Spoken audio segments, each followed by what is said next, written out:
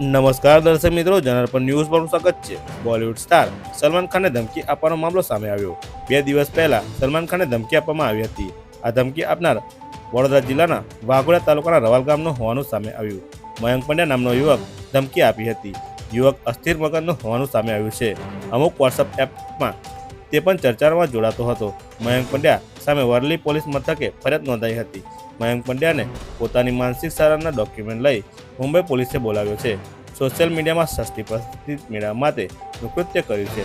ચોક્કસ ગ્રુપની ગતિવિધિ જાણ્યા વગર ગ્રુપમાં જોડાતો હતો। મુંબઈ ટ્રાફિક પોલીસના વોટ્સએપ ગ્રુપમાં મયંક જોડાયો હતો અને મુંબઈ ટ્રાફિક પોલીસના વોટ્સએપ ગ્રુપમાં ધમકી આપી હતી। હાલ મયંક પંડ્યાને ફક્ત મુંબઈ પોલીસે હાજર થવા માટે નોટિસ ફટકારી છે। Bureau report, જનાર્પણ news, Pankaj Vasava, Waghodia. 2 દિવસ પહેલાં મુંબઈ પોલીસનો ટ્રાફિક ગ્રુપમાં એવા એક મેસેજ આવ્યા હતા કે સલમાન ખાનને ઉડાવી દેવાનું છે, એમની ગાડીને પણ ઉડાવી દેવાનું છે। અને આ બાબતની ગંભીરતા ધ્યાને લઈ મુંબઈ પોલીસ વરલી પોલીસ સ્ટેશનમાં ગુના નોંધી હતી અને એ લોકો તપાસ ચાલુ કર્યા હતા, જેમાં પ્રાથમિક તબક્કે આ નંબરનો ટ્રેસ કરતાં આ લોકોના ધ્યાનમાં એવા આવ્યા હતા કે આ નંબર બરોડા જિલ્લાનો વાઘોડિયા તાલુકાનો રવાલ ગામનો મયંક પંડ્યા નામનો એસમનો છે।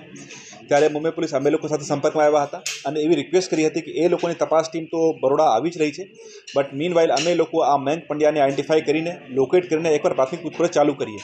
તો આ અનુસંધાને એ મયંક પંડ્યાને અમે લોકો પોલીસ સ્ટેશન બોલાવ્યા હતા અને એમની મોબાઈલની પણ અમે લોકો એક પ્રાથમિક જોયા હતા કે શું છે નહીં છે અને આ વ્યક્તિ કયા ટાઈપનો છે।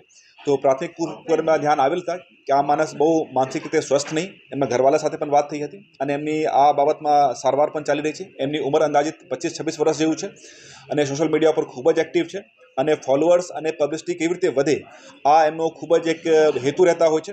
અને પછી ગઈકાલ મુંબઈ પોલીસ ટીમ અહીંયા આવી હતી, એ પણ મયંક પંડ્યાની વ્યવસ્થિત પૂછપરછ કરી હતી અને એમનો જે મોબાઈલ હતા એમને ગુનાના કામે કબજે લઈને મયંક પંડ્યાને નોટિસ આપીને એ લોકો રિલીઝ કર્યા હતા અને એમને એ પણ કહેવામાં આવ્યું હતું કે જ્યારે મુંબઈ પોલીસ સામે હાજર થાય નિવેદન આપવા માટે ત્યારે આપણા સારવારનો કાગળો પણ લેતા આવે।